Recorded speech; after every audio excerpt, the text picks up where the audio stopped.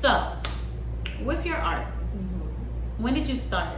When did you like find out? When did you realize that you had an interest in art first, and then when did it become something that you chose like as a career choice? Well, I normally say after an artist because I popped out, but realistically, I think that I've always enjoyed like making things with my hands. My mom used to be an artist. She doesn't practice it, and she never really went past college, but she still has her portfolio from high school, and I would like look through those drawings with her, and I was like 3 or 4. So I think like this introduction to seeing marks on paper that weren't a coloring book, that weren't like, this is for a child. It's like, oh, this is what I like doing, but it's like you were doing it, and she kept it in the portfolio, and I couldn't touch it. So I think that like, even if I couldn't articulate it, I understood that those have value. So I from there, I just have always wanted to do something with art. I was always like excelling in an art class, and I was like, I want to do more of this. And my parents were really good with like, if there was a program that was specifically for art, letting me do it, and not being like, oh, this is a hobby, this is an at-home thing. It was like, no, you can do this for real at school.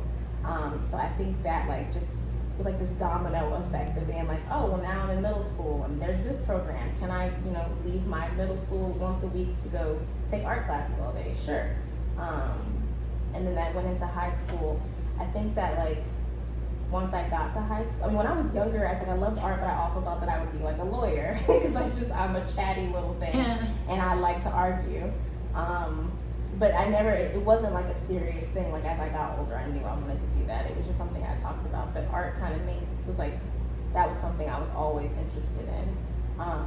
And in high school, I remember like questioning whether I was going to go to college for art. And I had friends who were like non-art friends, but they were like, what are you going to do with an art degree? And I was like, oh, I don't know. And I almost like second guessed like that intuition of like knowing what I wanted to do. And then I came to visit BCU with my high school class, and I was like, oh no, I don't care what happens after the 4 years, I'm not gonna go to school and be miserable. Like I want to do art. What I enjoy. Yeah. So like there were art, like the kids were on the floor and like going into the painting room. I used to, when you asked me what kind of art I do if I painted, I used to be an oil painter, and I feel like that's like the home for me. Like my foundation was being an oil painter. So when I went into VCU's painting studio, I was like, oh my God, you can smell the oil. Aww. My skin feels oily. And my friends were like, girl, get it together. But I was like, oh, this is what I want to do. So I just kind of like went with it, and I knew that I would figure it out. And I feel like that's what I've been doing. It's like, okay, this is what I want to do. I'm going to figure it out. 2 years later, this is what I want to do. I'm going to figure it out. I've just been like continuing to figure it out. So I guess with what you're saying, it is just like, I don't know, it's kind of an alignment thing. You're aligning with what you are purposed to do, and then there's a knowing that comes with it. It's just like you just know it's going to work but I feel inside. like it's also trust. Like I could have ignored everything in me that was like, this is what you're supposed to be doing, to like follow with somebody else. The safe route. Yeah, like, oh no, like I at first I thought that I was going to major in business and minor in art. I'm so glad I didn't do that. Yeah. Because it's just like, I loved my time in an art school. Like that's what I was supposed to be doing. And even if I didn't go to school, like it would have still, like my mom was always like, girl, you were always going to do art. One way or another. Yeah, you were going to make it happen. Well, I'm glad that you were able to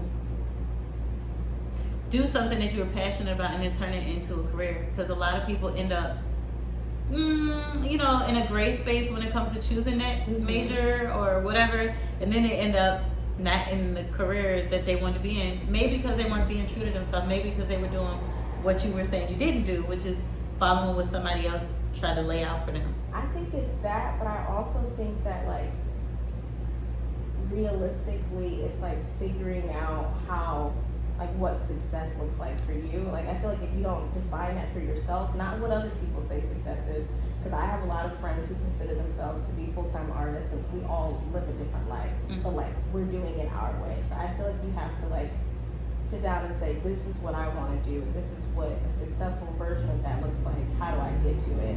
And not like be so focused on what someone else's version of success looks like. Because like that's their path.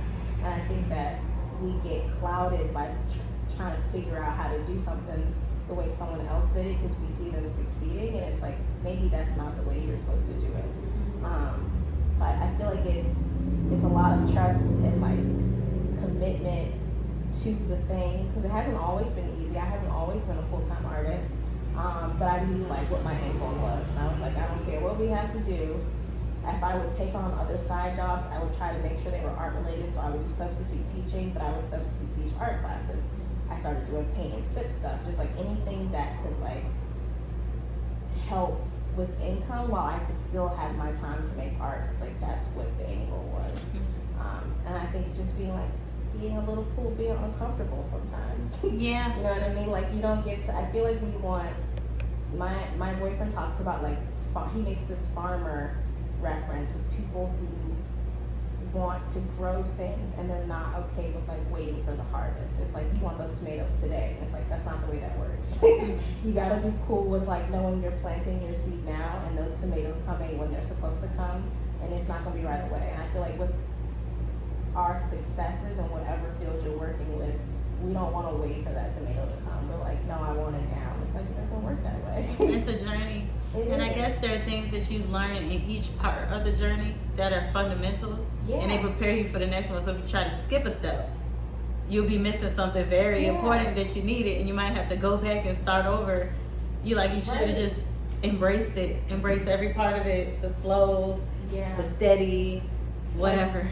So I feel like you have to take in the information and like let it marinate before you get the next bit of information or the next bit of whatever the journey is. Like each thing has to have its own set of time for it to like do what it's supposed to do. And it has to take root, I guess. Since you're saying seeds, you have to give it that time to really get deep to become you. Right. And not just be, because I think things are different when you move, like we were saying, like naturally, because this is you. As opposed to when you just following a regimen that somebody else put in place, and you're like, well, these are the steps I'm like, if you following a recipe, I'm following grandma's recipe. I always add a little more garlic powder. Like, a little more. If I try to go by this, it ain't gonna have that kick. Yeah. But if I, feel it, let grandma speak to me. And I'm like, what you put in there? Oh, just close your eyes and feel it. Then it's more yours. Yeah. Well, it was something else that you said about like seeds and stuff. And so something I got from what you said earlier is it sounds like you had like support. You had a good environment and background, and you had people there that believed in you and supported whatever you wanted to do. I think that plays a big role in how people develop and grow and what they choose and how they choose. And with that being said, there's a thing that was said about like a seed. We were listening the other day to something that was really quick on, it was like a reel or something, but it was a sound. She was like, well, the thing about a seed, she said, if a seed doesn't grow into a plant, can you blame the plant? Like, could you blame the seed, or would you check the soil and the light and the water and the container? Like, would you check that, or would you just throw it away and say, this ain't no good seed? So sometimes that does play a major role. I remember friends in high school being like, and like going back to me talking about like what I wanted to go to school for, because I feel like support can show up in a number of different ways and from people in your life. And I remember friends being like, well, I can't major in that because my parents are like, no, that's not what we're paying for. And like, what would that have looked like for me if my mom and my dad said the same thing? And I feel like if you don't have, like if that seed doesn't have the right soil and the right light, and that seed is trying to like be the soil and the light, and that's hard, like to be everything, to be what you need, to be all the things that you need to grow. Some people do it. Some people figure out how to make it work. I wonder how, not quickly, but like what their journey would look like if they didn't have to figure it out on their own. Right. How much quicker would they have achieved that success, and how much farther would they have gotten? And I think that's the thing that comes into the conversation when people talk about like generational wealth. Not to say that a wealthy child can't experience not receiving support, but I feel like there's support that they're automatically going to receive. That just makes their journey happen a little more consistently and a little more quicker. Whereas someone who's not getting any support, it's like, well, now if I got to figure out how to cultivate the right soil and bring in the right amount of light and make sure I have the right water, you already moving quicker than I am. Right. Not to say that I can't get there, and I'm not saying that that's my story, but I think just like speaking about people in general, like that's the reality of what support can look like for someone versus another.